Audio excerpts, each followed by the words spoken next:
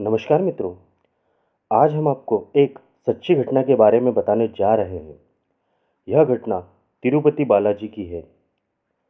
सन 1979 नवंबर की एक रात्रि रात 1 बजे लगभग पूरा शहर और भगवान श्री नारायण अपने मंदिर में शयन कर रहे थे कि अचानक भगवान श्री वेंकटेश्वर के सामने का घंटनाद टन टन टन करने लगा।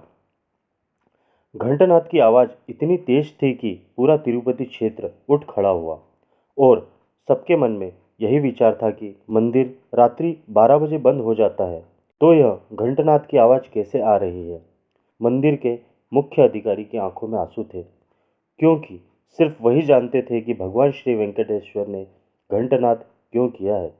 मित्रों, शायद आप यह घटना नहीं जानते होंगे, क्योंकि ना ही इसे किसी ने ठीक से बताया और ना ही मीडिया ने इसे ठीक से छापा।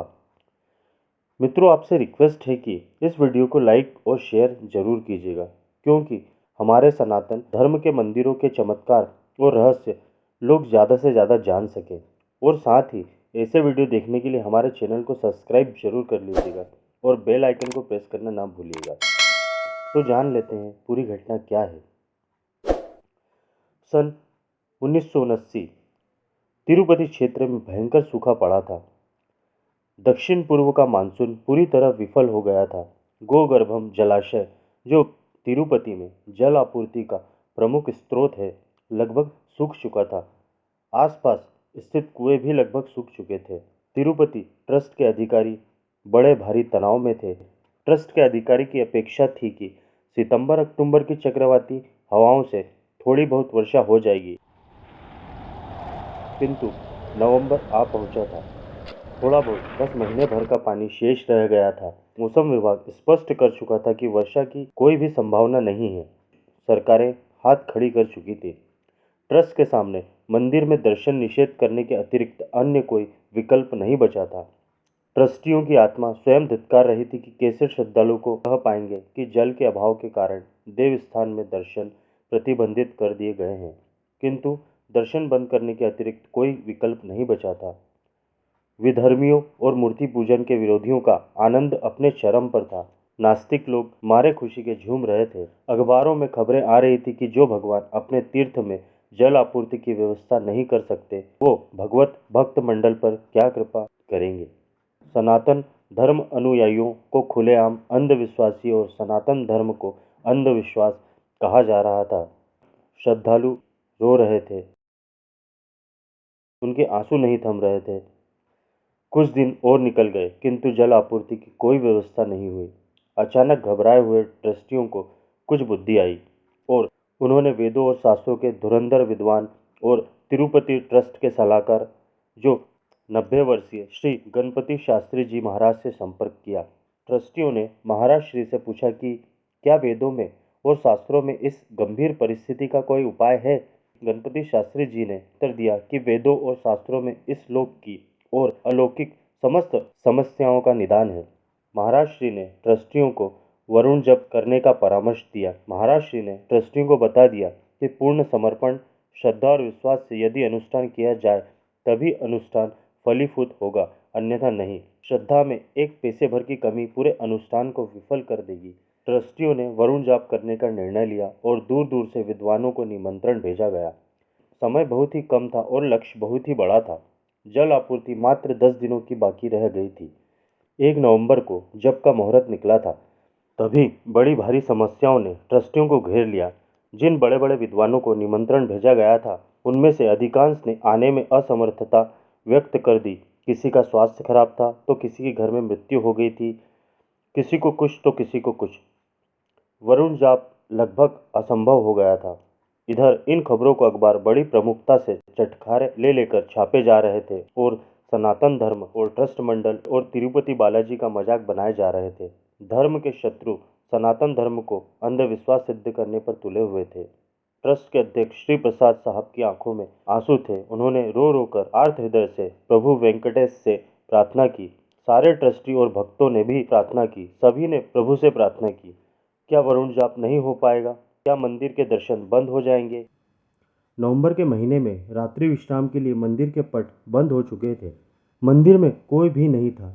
सभी चिंतित भगवत भक्त अपने अपने घरों में रो रो कर प्रभु से प्रार्थना कर रहे थे। और तभी रात्रि में 1 बजे यह घंटनाद गूंज उठा। पूरे तिरुमला पर्वत पर मानो प्रभु सबसे कह रहे हो, चिंता मत करो, मैं तुम्हारे साथ हूँ।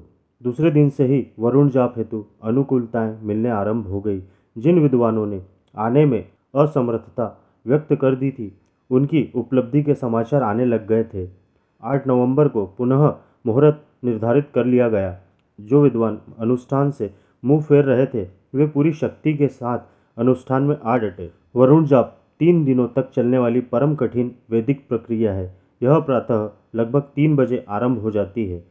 इसमें से कुछ विद्वानों को तो घंटों छाती तक पुष्करिणी सरोवर में खड़े रहकर मंत्र जाप करने थे। कुछ भगवान के अर्चा विग्रहों का अभिषेक करते थे, कुछ यज्ञ और होम करते थे, तो कुछ वेदपाठ करते थे। 3 दिनों की इस परम कठिन वैदिक प्रक्रिया के चौथे दिन पूर्णाहुति के रूप में सहस्त्र कलशाभिषेक सेवा प्रभु श्री वेंकटेश्वर को अर्पित की जाने वाली थी। 3 दिनों का अनुष्ठान संपन्न हुआ। सूर्य नारायण अंतरिक्ष में पूरे तेज के साथ निकले हुए थे। बादलों का नामो निशान तक नहीं था। भगवान के भक्त बुरी तरह से निराश होकर मन ही मन भगवान से प्रार्थना कर रहे थे। भगवान के अर्चा विग्रहों को पुष्करिणी सरोवर में स्नान कराकर पुनः श्रीवारी मंदिर में ले जाया जा रहा था। सेक्युलर पत्रकार चारों ओर खड़े होकर तमाशा देख रहे थे और हंस रहे थे, और चारों ओर विधर्मी घेर कर चर्चा कर रहे थे कि अनुष्ठान से बारिश, ऐसा कहीं होता है क्या? कैसा अंधविश्वास है, कैसा पाखंड है।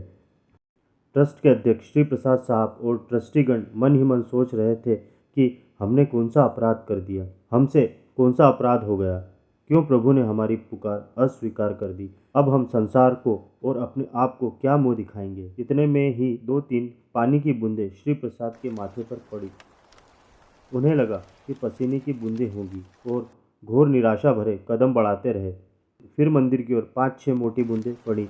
उन्होंने सर ऊपर उठाकर देखा तो आसमान में काले काले पानी से भरे हुए बादल उमड़ आए थे और घनघोर बिजली कड़कड़ा रही थी। 2-3 सेकंड में मूसलाधार वर्षा आरंभ हुई। ऐसी वर्षा कि सभी लोगों को भगवान के उत्सव विग्रहों को लेकर मंदिर की ओर दौड़ लगानी पड़ी। फिर भी वे सभी सर से पैर तक बुरी तरह से भीग गए थे। आप जानकर हैरान हो जाएंगे, वर्षा केवल तिरुपति पर्वत क्षेत्र में ही हुई। आसपास एक बूंद पानी नहीं बरसा। गोगर्भम जलाशय और आसपास के कुएं लबालब भरकर बहने लगे। इंजीनियरों ने तुरंत आकर बताया, अब पूरे वर्ष तक जल आपूर्ति की कोई चिंता नहीं है। सेक्युलर पत्रकार और धर्म के शत्रुओं के मुंह पर हवाइयां उड़ने लगी और लोगों की आंखें फटी की फटी रह गई। भक्त मंडल जय जयकार करने लगे। यह घटना सबके सामने घटित हुई और हजारों पत्रकार और प्रत्यक्षदर्शी इसके प्रमाण हैं, लेकिन इस बात को दबा दिया गया। भगवान वेंकटेश्वर श्रीनिवास कोई मूर्ति नहीं, साक्षात श्रीमन नारायण स्वयं है। अपने भक्तों की पुकार सुनकर वे दौड़े चले आते हैं।